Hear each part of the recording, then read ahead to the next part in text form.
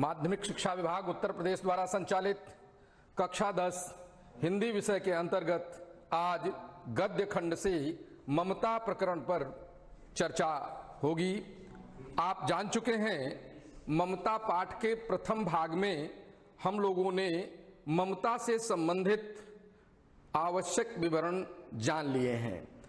प्रश्न अभ्यास के अंतर्गत जो महत्वपूर्ण प्रस्तर खंड हैं जिनके बारे में हमें जानना है उसकी जानकारी आज अवशेष भाग के अंतर्गत हम लोग प्राप्त करेंगे। तो आइए चलते हैं अवशेष भाग की ओर। और अवशेष भाग में आप देखें कि इस प्रकरण के पूर्व भाग में आपने ममता पाठ का परिचय, पाठ के प्रेरणाप्रद तत्व, कहानी परिचय, लेखक के व्यक्तित्व एवं कृतित्व आदि के बारे में जान लिया है।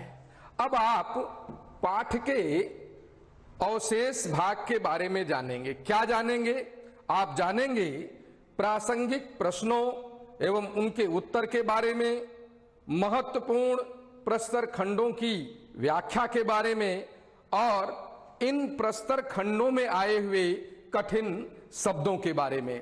छात्रगण आप जान लें, सामान्य बोलचाल की भाषा में आप इन्हें पैराग्राफ कहते हैं। प्रचलन में पैराग्राफ शब्द है किंतु हिंदी में उसे हम प्रस्तर खंड कहते हैं। और इनमें जो पंक्तियां होती हैं जिन्हें आप लाइन कहते हैं उन्हें हम शुद्ध रूप से कांडिका कहते हैं। तो आपका ज्ञान बढ़े एतदर्थ हम आपको ये बता रहे हैं कि प्रस्तर खंड क्या है, कांडिका क्या है, रेखांकित अंश क्या है, उनका उत्तर आप कैसे लिखेंगे। तो आइए आगे बढ़ते हैं और देखते हैं कि पहला जो प्रस्तर खंड हमने लिया है इसका वाचन हम आपके सामने करने जा रहे हैं।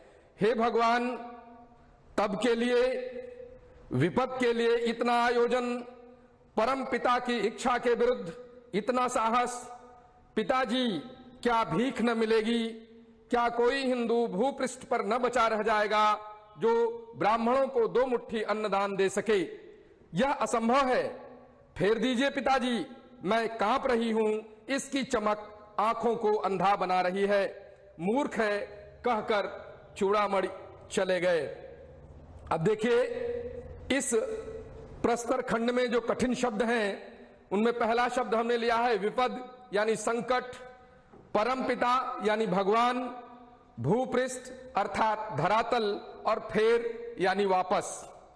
आप यह भी जानते हैं शब्दानाम अनेकार्थाः, एक शब्द के कई अर्थ होते हैं पर सही अर्थ और उपयुक्त अर्थ का प्रयोग हमें करना होता है, तभी हम अपने भावों को, अपनी अभिव्यक्ति को ठीक ठीक आपके समक्ष रख सकते हैं। तो आइए देखिए अब इस प्रस्तर से जो प्रश्न आपकी बोर्ड परीक्षा में बनेंगे वो पहला प्रश्न बनेगा उपर्युक्त गद्यांश का संदर्भ लिखिए। दूसरा प्रश्न बनेगा गद्यांश के रेखांकित अंश की व्याख्या कीजिए। और तीसरा प्रश्न उपर्युक्त गद्यांश में किस कार्य को ईश्वर की इच्छा के विरुद्ध बताया गया है। छात्रगण तीसरे प्रश्न के उत्तर के लिए आपको ऊपर दिए हुए प्रस्तर खंड को सावधानी पूर्वक पढ़ना होगा। ध्यान रहे जल्दबाजी उचित नहीं है। आपके प्रश्न पत्र में 15 मिनट का अतिरिक्त समय आपको मिलता है कि आप पूरे प्रश्न पत्र को भली भांति धैर्य पूर्वक पढ़ लें। मेरा मानना है यदि आप धैर्य के साथ, संयम के साथ प्रश्न पत्र को पूरी तरह पढ़ लेंगे, एकाग्रचित्त होकर पढ़ लेंगे, तो आपको उसके अधिकांश प्रश्नों का उत्तर स्वयं ज्ञात हो जाएगा। इसलिए आपके लिए यह आवश्यक है कि दत्त चित्त होकर पहले आप वाचन कर लें, शुद्ध शुद्ध वाचन कर लें। आइए इन प्रश्नों के उत्तर की ओर बढ़ते हैं। तो देखते हैं पहला प्रश्न आपका था संदर्भ। तो संदर्भ में प्रस्तुत गद्यांश हमारी पाठ्य पुस्तक में संकलित ममता पाठ से उद्धृत किया गया है। इसके लेखक छायावाद के स्तंभ महान साहित्यकार जयशंकर प्रसाद जी हैं। अब बच्चों ये ध्यान रहे संदर्भ लिखते समय लेखक के साथ महान साहित्यकार महान उपन्यासकार, महान नाटककार, महान निबंधकार जैसे शब्दों का प्रयोग कर सकते हैं। आइए रेखांकित अंश की ओर चलते हैं। रेखांकित अंश की व्याख्या। रेखांकित पंक्तियों में महान साहित्यकार जयशंकर प्रसाद ममता के मुख से जीवन के सत्य को स्पष्ट करने का यत्न कर रहे हैं। ममता ने पीली आभा बिखेरते स्वर्ण को देखकर पिता से पूछने और उनके यह बताने पर कि यह सब उसी के लिए है, आश्चर्यचकित होकर ममता कहती है कि भविष्य में विपत्ति आने पर उससे बचने के लिए इतना आयोजन अर्थात व्यवस्था भी आप कह सकते हैं, करना क्या उचित है। यह तो परम पिता परमेश्वर की इच्छा के विरुद्ध साहस नहीं वरन दुस्साहस है। ममता अपने पिता से कहती है कि संकट काल में इससे अच्छा तो ये होगा, इससे अच्छा ये होगा कि भिक्षाटन करके जीवन निर्वाह कर लिया जाए। क्या भिक्षा नहीं मिलेगी? क्या इस धरातल पर कोई हिंदू शेष नहीं रहेगा जो ब्राह्मण को 2 मुट्ठी अनाज दे सके? ऐसा असंभव है। अतः इस स्वर्ण राशि को वापस कर दें। प्रस्तुत रेखांकित अंशों की व्याख्या में एक महत्वपूर्ण संदेश भी छिपा हुआ है। वो ये है कि हमें अपने कर्तव्य पथ से विचलित नहीं होना चाहिए। ममता के पिता उस दुर्ग के मंत्री चूड़ामणि ने म्लेच्छ के द्वारा उत्कोच स्वीकार कर लिया, अनुचित स्वर्ण राशि स्वीकार कर ली, किंतु ममता जो वैधव्य के संकटग्रस्त जीवन के साथ अपना जीवन यापन कर रही है, वह अपने कर्तव्य पथ से कदापि विचलित नहीं होती और अपने पिता को लज्जित करते हुए कहती है कि यह स्वर्ण राशि उन्हें वापस कर दें। अगला जो उस प्रस्तर खंड में तीसरा प्रश्न था, उसका उत्तर आप इस प्रकार लिखेंगे। ईश्वर की इच्छा के विरुद्ध मनुष्य का आयोजन कभी सफल नहीं हो सकता। विपत्ति का दाता ईश्वर है, अतः उसके विरुद्ध अपवित्र स्रोत से धन संग्रह आदि कदापि उचित नहीं है। ममता के पिता ने घूस के रूप में शत्रु से स्वर्ण राशि स्वीकार किया। उसके इसी कार्य को पिता के इसी कार्य को ममता तर्कों के माध्यम से यह बताने का यत्न कर रही है कि आपको इसे स्वीकार नहीं करना चाहिए था, क्योंकि ईश्वर की इच्छा के विरुद्ध किसी भी प्रकार का प्रयास सदप्रयास नहीं है, उसे कुत्सित प्रयास करते हैं और इस प्रकार का आयोजन सर्वथा अनुचित है। इस प्रश्न का उत्तर इस प्रकार आप देंगे और इस प्रस्तर से आप एक महत्वपूर्ण संदेश भी स्वयं प्राप्त करेंगे। इस पाठ से जो दूसरा प्रस्तर खंड है जो महत्वपूर्ण है आपके लिए, ख, आप इसे देखें। गला सूख रहा है, साथी छूट गए हैं, घोड़ा गिर पड़ा है, इतना थका हुआ हूं, इतना कहते कहते वह व्यक्ति धम्म से बैठ गया और उसके सामने ब्रह्मांड घूमने लगा। स्त्री ने सोचा यह विपत्ति कहां से आई। उसने जल दिया, मुगल के प्राणों की रक्षा हुई। वह सोचने लगी सब विधर्मी दया के पात्र नहीं है। मेरे पिता का वध करने वाले अत्याचारी, घृणा से उसका मन विरक्त हो गया। किसका मन विरक्त हो गया? ममता का मन विरक्त हो गया। स्वस्थ होकर मुगल ने कहा, माता तो फिर मैं चला जाऊं। स्त्री विचार कर रही थी, मैं ब्राह्मणी हूं, मुझे तो अपने धर्म अतिथि देव की उपासना का पालन करना चाहिए, परंतु यहां नहीं, सब विधर्मी दया के पात्र नहीं होते, परंतु यह दया तो नहीं, कर्तव्य पालन करना है। तब यानी वो अपने मन में विचार करने लगी ममता कि किम युक्तम किम अयुक्तम। अब आप देखिए इस प्रस्तर खंड से जो कठिन शब्द हैं वो आपके सामने हैं। विधर्मी यानी अपने धर्म के अतिरिक्त दूसरे धर्मावलंबी को विधर्मी कहते हैं, और विरक्त स्नेहहीन, जो किसी के लिए स्नेहहीन हो जाए उसे विरक्त कहते हैं। इस प्रस्तर से जो प्रश्न हैं उन्हें आप देखें। उपर्युक्त गद्यांश का संदर्भ लिखिए, गद्यांश के रेखांकित अंश की व्याख्या कीजिए। स्त्री किस धर्म के पालन के विषय में विचार कर रही थी। छात्रगण, अब आप देखें कि इन प्रश्नों का उत्तर आपको देना है। यद्यपि संदर्भ पूर्वत है, क्योंकि एक ही प्रकरण से ये प्रस्तर खंड है। जिन प्रस्तर खंडों को आप पीछे पढ़कर आ रहे हैं उसी पाठ से है, फिर भी आपकी आवृत्ति के लिए एक बार पुनः संदर्भ आप देखें। प्रस्तुत गद्यांश हमारी पाठ्य पुस्तक में संकलित ममता पाठ से उद्धृत किया गया है। इसके लेखक छायावाद के स्तंभ महान साहित्यकार जयशंकर प्रसाद जी हैं। जो इस प्रस्तर में रेखांकित अंश है उनकी व्याख्या को आप देखें।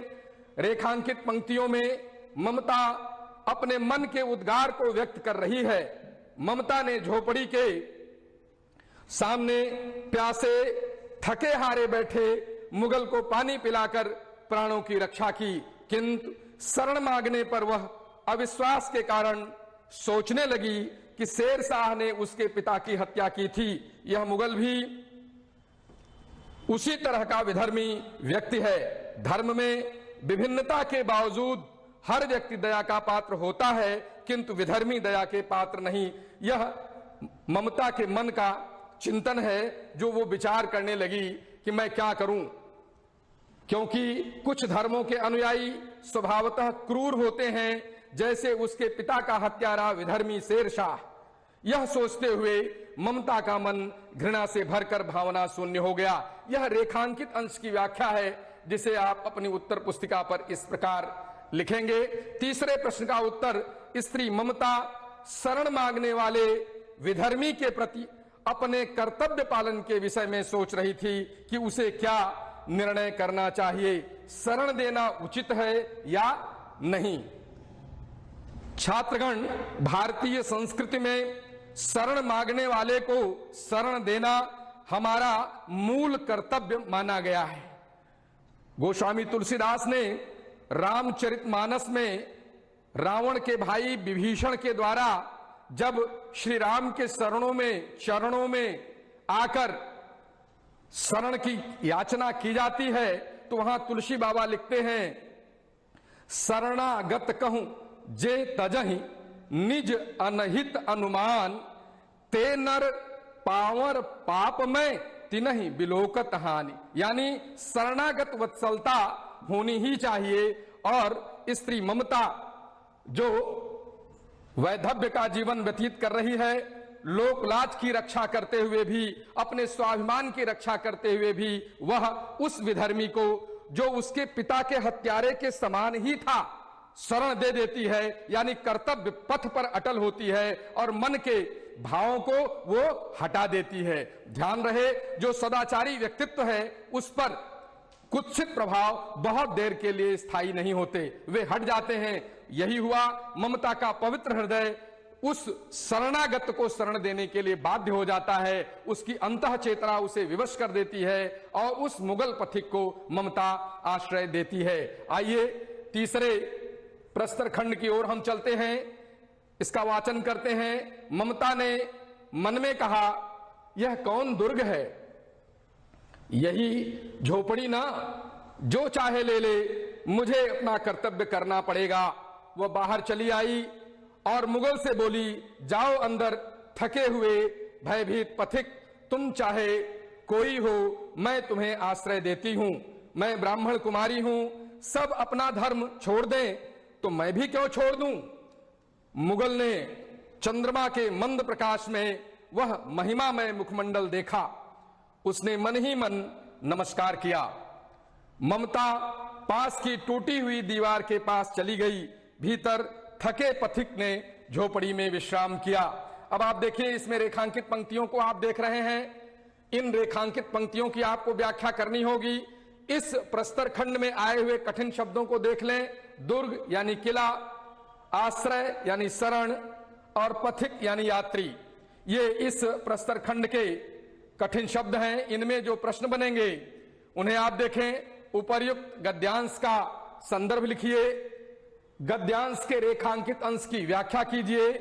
ममता ने मुगल को क्यों आश्रय दिया, ममता ने मुगल को क्यों आश्रय दिया, यह जो प्रश्न है यह किस प्रकार का प्रश्न है, बोध का प्रश्न है। आपकी परीक्षा में जो प्रश्न होते हैं उनके प्रकार आप जानते होंगे। पुनः आपकी स्मरण के लिए एक बार बता दूं, ज्ञान, बोध, अनुप्रयोग और कौशल से संबंधित प्रश्न आपसे पूछे जाते हैं। तो यह प्रश्न बोध का है कि ममता ने मुगल को क्यों आश्रय दिया। यह आपके समझने का प्रश्न है। इसके एक से अधिक उत्तर हो सकते हैं जिनको आप अपनी उत्तर पुस्तिका पर लिखेंगे। यह निर्भर करेगा कि आपने पाठ को, आपने प्रस्तर खंड को कितने मनोयोग के साथ पढ़ा है और समझा है। आइए संदर्भ की ओर चलते हैं। यद्यपि संदर्भ पूर्ववत है तथापि एक बार दोहराते हुए हम आगे बढ़ते हैं। प्रस्तुत गद्यांश हमारी पाठ्य पुस्तक में संकलित ममता पाठ से उद्धृत किया गया है। इसके लेखक छायावाद के स्तंभ और महान साहित्यकार जयशंकर प्रसाद जी हैं। रेखांकित अंश की व्याख्या आप देखें, जो उपर्युक्त प्रस्तर में रेखांकित अंश थे उनकी व्याख्या आप कैसे लिखेंगे। रेखांकित पंक्तियों में ममता के उद्गार को सुनकर मुगल ने किस दृष्टि से उसे देखा और उसका हृदय कितना प्रभावित हुआ, इसे स्पष्ट किया गया है। ममता मुगल से कहा कि थके हुए पथिक यानी यात्री, मैं तुम्हें आश्रय देती हूं। मैं ब्राह्मण कुमारी हूं, भले सब लोग अपना धर्म छोड़ दें किंतु मैं अपने धर्म अतिथि उपासना का पालन करना नहीं छोड़ सकती।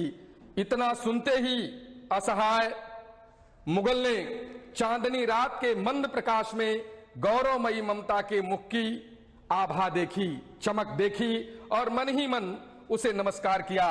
आश्रय देने वाली गरिमामयी ममता की उदारता के सामने वह नतमस्तक हो गया। कौन नतमस्तक हो गया? वो पथिक, वो मुगल पथिक जो शहंशाह हुमायूं के रूप में उस कुटिया के सामने आश्रय मांग रहा था।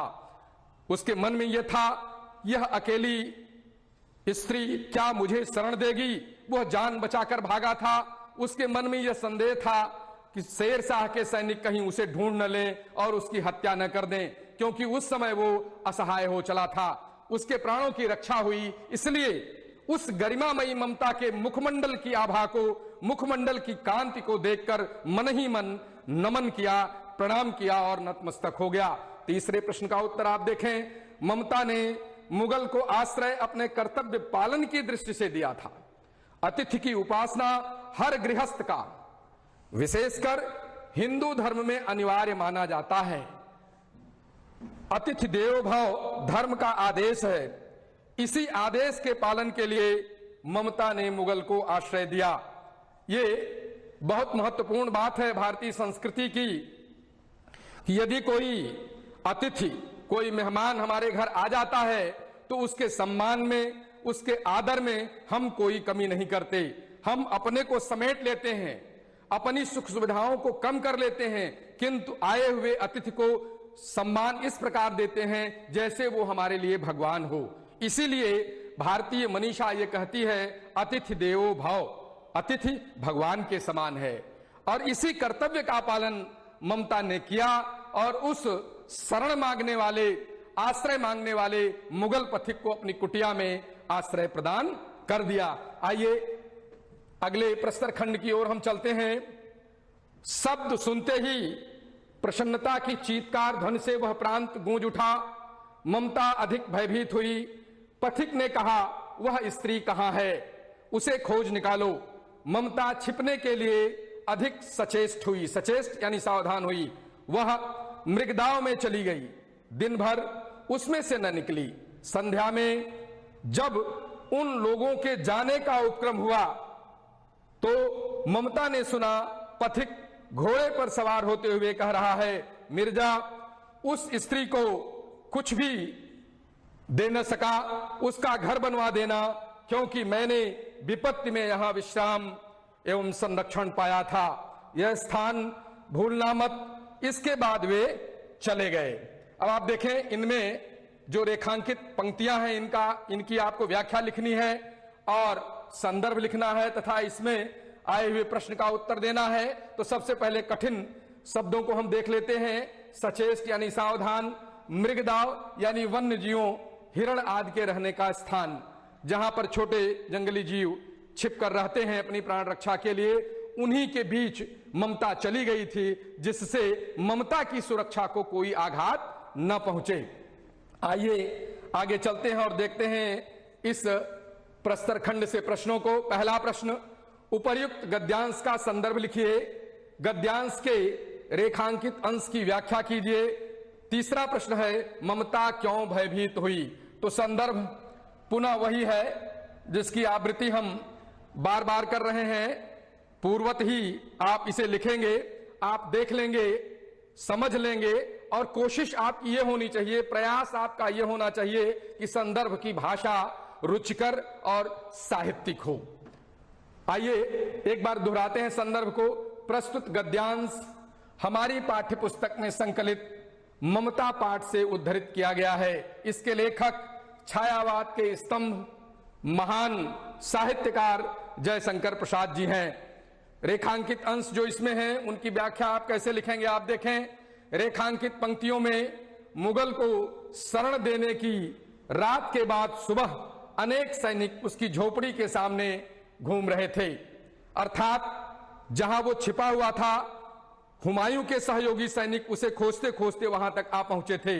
मुगल झोपड़ी से बाहर निकल आया था। यहां मुगल शब्द हुमायूं के लिए प्रयुक्त है। हुमायूं उस झोपड़ी से बाहर निकला। मुगल पथिक अपनी आश्रयदाता स्त्री को कुछ देना चाहता था, इसलिए उसने आदेश दिया कि उस स्त्री को खोजो। किस स्त्री को खोजो? ममता को खोजो, जिसने उस मुगल को आश्रय दिया था। जब वह नहीं मिली तो उसने एक मिर्जा यानी अपने एक सहयोगी से कहा कि मैं आश्रय देने वाली उस स्त्री को कुछ भी नहीं दे सका, तुम उसका घर अवश्य बनवा देना, क्योंकि मैंने विपत्ति के क्षणों में यहां आश्रय पाया और विश्राम किया था। यह स्थान भूलना नहीं। यह हिदायत देकर वे सब चले गए। कौन चले गए? हुमायूं चला गया और हुमायूं के जो सहयोगी सैनिक थे वे सब चले गए। आइए देखिए जो तीसरा प्रश्न है इस पाठ का, उसका उत्तर आप कैसे लिखेंगे।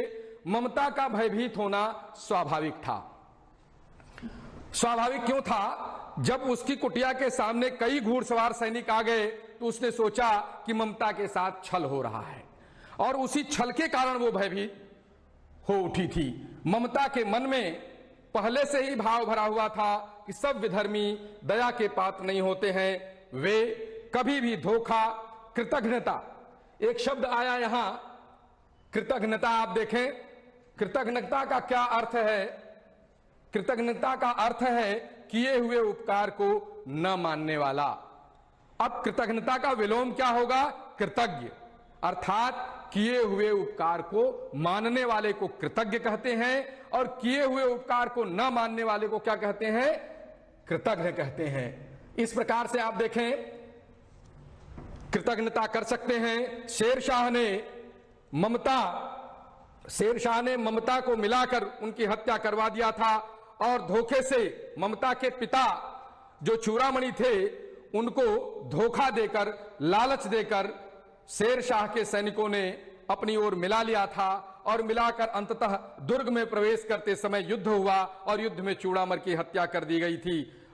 इस प्रकार से आप देखें कि शेरशाह का अधिकार उस दुर्ग पर कैसे हुआ? धोखे के साथ हुआ। चूड़ामणि जी मारे गए और दुर्ग पर उन पठानों का अधिकार हो गया। इसी तरह सुबह मुगल भी अपने साथियों के मिलने के बाद ममता को पकड़कर गुलाम बना सकता था। ऐसी मनोदशा ममता की हो गई थी। ममता ऐसा सोच रही थी। इसी सोचने के कारण वो स्वाभाविक रूप से भयभीत थी। अगले प्रस्तर की ओर हम बढ़ते हैं। अब आप देखें, अश्वारोही पास आया। ममता ने रुक रुक कर कहा, मैं नहीं जानती कि वो शहंशाह था या साधारण मुगल, पर एक दिन इसी झोपड़ी के नीचे वह रहा। मैंने सुना था कि वह मेरा घर बनवाने की आज्ञा दे चुका था। मैं आजीवन अपनी झोपड़ी खुदवाने के डर से भयभीत रही। भगवान ने सुन लिया। मैं आज इसे छोड़ जाती हूं। अब तुम इसका मकान बनाओ या महल। मैं अपने चिर विश्राम गृह में जाती हूं। वह अश्वारोही अवाक खड़ा था। बुढ़िया के प्राण पक्षी अनंत में उड़ गए। अब देखिए इस प्रस्तर खंड से जो प्रश्न बन रहे हैं और कठिन शब्द जो हैं, शहंशाह यानी बादशाह, अवाक यानी शांत, निस्तब्ध, समझ नहीं पा रहा था वो सैनिक, जिसके लिए अवाक शब्द का प्रयोग हुआ है। उपर्युक्त गद्यांश का संदर्भ लिखिए। गद्यांश के रेखांकित अंश की व्याख्या कीजिए। ममता ने अश्वारोही को क्या बताया? ये तो संदर्भ तो पूर्ववत है जिसे आप जान रहे हैं। तो आइए रेखांकित अंशों की व्याख्या की ओर चलते हैं। रेखांकित पंक्तियों में ममता के कथन का वर्णन किया गया है। अनेक वर्षों बाद अब ममता 70 वर्ष की वृद्धा है। उसका जीर्ण कंकाल खांसी से गूंज रहा था। गांव की कुछ स्त्रियां उसकी सेवा में लगी थीं। उसी समय कुछ घुड़सवार ममता की झोपड़ी के द्वार पर आकर बातचीत करने लगे कि मिर्जा ने जो चित्र बना कर दिया है वह यहीं होना चाहिए। शायद शहंशाह हुमायूं यहीं किसी छप्पर के नीचे बैठे थे। इन बातों को सुनकर ममता ने अश्वारोही को बताया, मैं नहीं जानती कि वो शहंशाह था या साधारण मुगल, पर वह एक दिन इसी झोपड़ी के नीचे रहा। मैंने सुना था कि वह मेरा घर बनवाने की आज्ञा दे चुका था। आइए देखिए, ममता को भय था, ममता परेशान थी। किस बात के लिए? मैं जीवन भर इसी विचार से डरती रही कि एक दिन यह मेरी झोपड़ी खोद डाली जाएगी। भगवान ने मेरी प्रार्थना सुन ली। आज मेरा अंतिम दिन है। मैं सदैव के लिए यह झोपड़ी छोड़े जा रही हूं। अब तुम्हारी इच्छा, इसे मकान बनाओ या महल। उत्तर अब आप देखें तीसरे प्रश्न का। रेखांकित अंशों की व्याख्या के बाद ममता ने अश्वारोही को बताया कि एक दिन इसी झोपड़ी के नीचे आश्रय लेने वाला शहंशाह था या साधारण मुगल, मैं नहीं जानती। मैंने सुना था कि वह मेरा मकान बनवाने का आदेश दिया था। मैं इसे आज छोड़कर अपने चिर विश्राम गृह में जा रही हूं।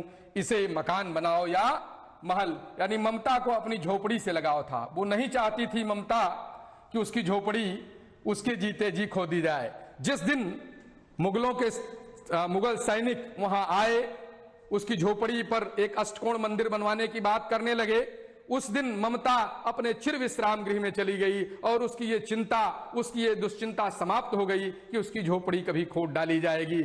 आइए, मैं समझता हूं कि इस पाठ के महत्वपूर्ण प्रस्तर खंडों को पढ़कर पाठ को आपने भली भांत समझ लिया होगा। अब आंतरिक मूल्यांकन में मेरी अपेक्षा है कि ममता कहानी के संवादों की विशेषताएं लिखिए। दूसरा, ममता कहानी में क्या संदेश दिया गया है इसे आप सूचीबद्ध कीजिए और अपने जीवन में आत्मसात भी कीजिए। पाठ में आए हुए प्रत्यय युक्त शब्दों को चिन्हित करते हुए सूची बनाइए, क्योंकि आपके प्रकरण में प्रत्यय और उपसर्ग भी है। तो उपसर्ग और प्रत्यय का ज्ञान आप जब विभिन्न पाठों को पढ़ें तो उपसर्ग और प्रत्यय से संबंधित शब्दों का चिन्हांकन करते जाएं। इससे आपका ज्ञान कोश बढ़ता जाएगा और पूरे के पूरे पाठ्यक्रम पर आपका अधिकार स्थापित हो जाएगा। मैं विश्वास के साथ कह सकता हूं कि ममता पाठ को आपने भली भांति समझ लिया होगा और इस प्रकार मैं आज की कक्षा यहीं समाप्त करता हूं। धन्यवाद।